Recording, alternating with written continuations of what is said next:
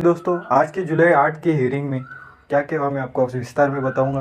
तो सबसे पहले हमारा अपनी केस थी 31 नंबर की, जो उसको टाइम लगा 2:30 तक उसका स्टार्ट हो गया। उसमें अपने पिटिशनर ने सबसे पहले रीनीट का ही बात की थी कि रीनीट होनी चाहिए। उसका कारण है कि पटना में, गुजरात में और महाराष्ट्र में जो पेपर लीक हुए हैं, उसके उसकी वजह से रीनीट ही ऑप्शन है। तो सीजेआई जो है जस्टिस, उन्होंने कहा कि किस बेसिस पर आप रीनीट कह रहे हैं, क्योंकि ये 24 लाख बच्चों के भविष्य का सवाल है। तो आपके किस बेसिस पर, आपके पास क्या प्रूफ है। तो अपने जो पिटिशनर है उन्होंने कहा कि हमें बिहार पुलिस की जो एफआईआर है उसमें पूरा इंसिडेंस दिया है कि वहाँ पे सिस्टमेटिक फेल्योर हुआ है सिस्टम का, मतलब एनटीए द्वारा सिस्टमेटिक फेल्योर हुआ है, जिसके कारण ये रीनीट पूरे ऑल इंडिया में होनी चाहिए। पर सीजीआई ने कहा कि इसकी इंटेंसिटी को हमें चेक करना चाहिए, क्योंकि रीनीट हम पूरे इंडिया में करना, क्योंकि वो पूरे सिस्टम का फेलियर हो जाएगा। इसलिए सीजीआई का कहना था कि इसकी इंटेंसिटी क्या है, मतलब कि ये पेपर लीक पूरे ऑल इंडिया में हुआ है कि कुछ सेंटर पर हुआ है। इसलिए पूरे तुम किस बेसिस पर आप कह रहे हो। तो पिटिशनर का एक ही मुद्दा था कि हमें जो एफआईआर मिली है 16-17, मतलब मुझे एग्जैक्ट आंकड़ा नहीं मालूम। उनका कहना था कि एग्जैक्ट 16-17 एफआईआर आए हैं, उसके बेसिस पर हम कह रहे हैं कि रीनेट होना चाहिए। पर सीजीआई का कहना था कि पर ये ऑल इंडिया हुआ, इट स्प्रेड हुआ था लीक, क्या लीक पेपर लीक हुआ था कि सिस्टमेटिक फेलियर हुआ था। फिर सीजीआई ने कहा कि एनटीए एडमिट करती है कि नहीं कि लीक हुआ था। तो उसमें उन्होंने अपने पिटिशनर का, कभी कभी एनटीए बोलती कि पेपर लीक नहीं हुआ है, फिर बाद में एडमिट करती है कि लीक हुआ है। तो जस्टिस ने कहा कि फिर कंफर्म है कि लीक हुआ है, एडमिट किया गया है क्या नहीं। तो हमारे जो पिटिशनर है वो भी बोलते हैं कि एडमिट किया है एनटीए ने कि पेपर लीक हुआ है, पर उनका मानना है कि सिर्फ 2 सेंटर पर हुआ है। पर फिर जस्टिस ने कहा कि मानते हो कि नहीं, एडमिट करते हो कि लीक हुआ है। तो हमारे पिटिशनर और सब कहते हाँ एडमिट की पेपर लीक कंफर्म हुआ है। तो सीजीआई ने कहा फिर हम इसके ऊपर विचार करना चाहिए, क्योंकि पेपर लीक हुआ है, मतलब वो पेपर लीक हुआ है तो इसका मतलब इंटीग्रिटी खत्म हो गई है। और अब ये मुद्दा है कि पूरे बच्चों का रीनीट किया जाए 23 लाख की, जिस सेंटर पर अफेक्ट हुआ है। अब उन्होंने पूछा कि पेपर कैसे, मतलब को पेपर कहाँ से लीक हुआ, मतलब पेपर जो प्रिंटिंग प्रेस है उनके द्वारा हुआ कि जो पेपर बनाते हैं उनके द्वारा हुआ। और उन्होंने कहा कि पेपर कहाँ रखे जाते हैं, फिर सेंटर पर कब लीक हुआ। सुबह लीक हुआ तो अगर 2 बजे पेपर स्टार्ट होता है तो मतलब इतना वाइड स्प्रेड नहीं होगा लीक कि सारे बच्चों के हम नीट करें। तो किन किन सेंटर पर हुआ, ऐसे बहुत सारे सवाल उन्होंने पूछे। लेकिन उन्होंने ये भी कहा कि अगर अगर हम पूरा रीनीट नहीं कर सकते, लेकिन अगर अगर आप आंकड़े हैं आपके पास कंफर्म, तो हम कुछ, अब मैं आगे बात करूंगा उसके। पर एक उन्होंने कहा कि पेपर के सेट कोड कितने रहते हैं, मतलब पेपर कितने बनाते हैं आप, और कौन बनाता है, कौन से एक्सपर्ट की टीम बनाती है, उनकी क्या क्वालिफिकेशन रहती है कि, और वो पेपर सेट करने के बाद कहाँ पे किसको भेजते हैं। फिर कौन सी प्रिंटिंग प्रेस है जो पेपर, और प्रिंटिंग प्रेस भी कितने टाइम पहले, मतलब अगर नीट की डेट है 5 मई तो कब तक वो पेपर तैयार करके रखते हैं।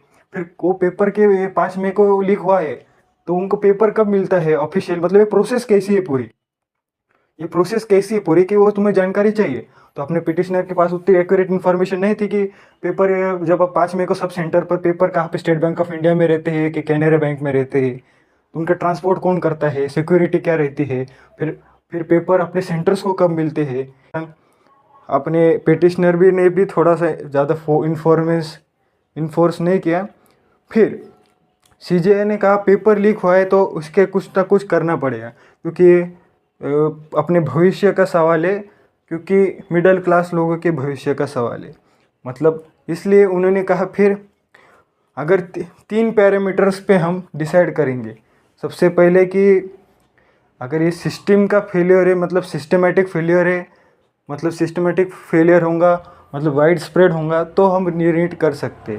और दूसरा मुद्दा उन्होंने बताया कि अगर मतलब इस प्रोसेस में ही गड़बड़ है, मतलब ट्रांसपोर्टेशन के टाइम लीक हुआ पेपर, अगर और कोई एनटीए का इन्वॉल्वमेंट है तो भी रीनीट किया जाएगा। और तीसरा मुद्दा उन्होंने बताया कि गवर्नमेंट और एनटीए इस पर क्या एक्शन ले रही है, कितने बच्चे अभी तक पकड़े गए और कितने, उनका क्या एक्शन चालू है। अगर बच्चे मिल भी गए जो फ्रॉडस्टर है, उनको सेपरेट कैसे करेंगे आप, और किस बेसिस पर सेपरेट करेंगे। तो इन 3 मुद्दों पे हम चर्चा करेंगे।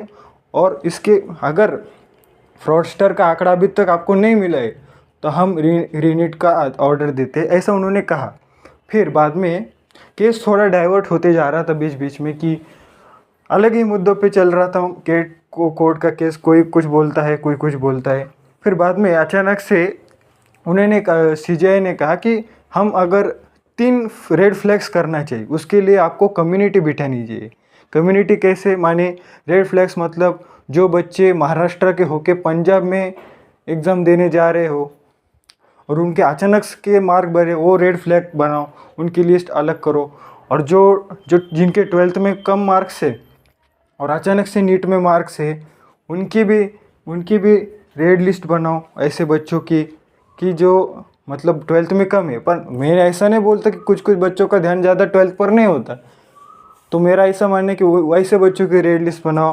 और जिन जिन सेंटर पर जो लाइकली है चीटिंग के लिए या पेपर लीक में एक्टिविटी में, वैसे रेड लिस्ट बनाओ बच्चों की, और उन्हीं बच्चों की हम रीनीट करा सकते हैं, क्योंकि पूरे 23 लाख बच्चों की रीनीट करना पॉसिबल नहीं है।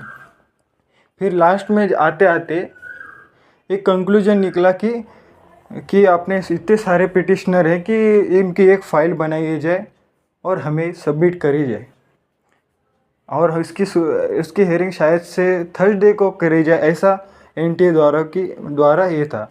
और जो बिहार का प्रेस रिलीज था वो ऑफिशियल नहीं है, ऐसा एनटीए द्वारा कहना था। अभी और क्या आती है इसके लिए हमें वेट करना पड़ेगा।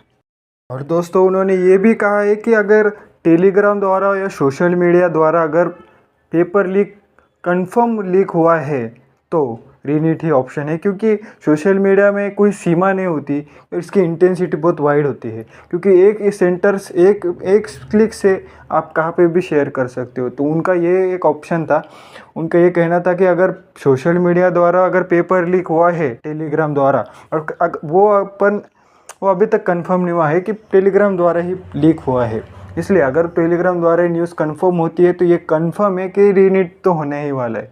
और दूसरी बात सीजीआई ने एनटीए को बताया है कि आप जो विंडो ओपन करते हो उसकी पूरी डाटा हमको दो, और कितने बच्चे हैं, कितने सेंटर्स पे है, और पूरे आंकड़े हमको दो कि जो सीबीआई द्वारा इन्वेस्टिगेशन है। क्योंकि उनका मानना है कि गवर्नमेंट और एनटीए ही और सीबीआई ये जब तक कोऑपरेट नहीं करेंगे तब तक कुछ हल नहीं होने वाला। कब तक हम काउंसलिंग प्रोसेस रोकेंगे, कब तक हम हियरिंग रोकते रहेंगे। तो उनका यही मानना था कि सीजीआई का कहना है कि क्विक एक्शन लो, डाटा दो हमको जल्दी से। जब तक डाटा आप कुछ करो, डाटा एनालिसिस से कुछ इन्फॉर्मेशन निकालो कि कौन से सेंटर पर ज़्यादा लाइकली तो है, और कौन से सेंटर्स पर मतलब जो बच्चे जो अलग state out of state centres लेते हैं उनका अपना ज्योग्राफी मतलब मैप के थ्रू डिस्ट्रीब्यूशन करो। मतलब हम क्या कर सकते हैं कि मैप के थ्रू उनको रीनीट करा सकते हैं। मतलब उनका कहना है कि आप ज़्यादा से ज़्यादा डेटा निकालो और डाटा सबमिट करो, क्योंकि वही एक सेफ ऑप्शन रहेंगे कि रीनीट पूरे इंडिया में होना इम्पॉसिबल है, ऐसा उनका कहना है। क्योंकि एक स्टूडेंट का भी अगर इनोसेंट है उसको रीनीट करना ये बहुत ही बर्डन है, ऐसा ही सीजीआई का कहना था।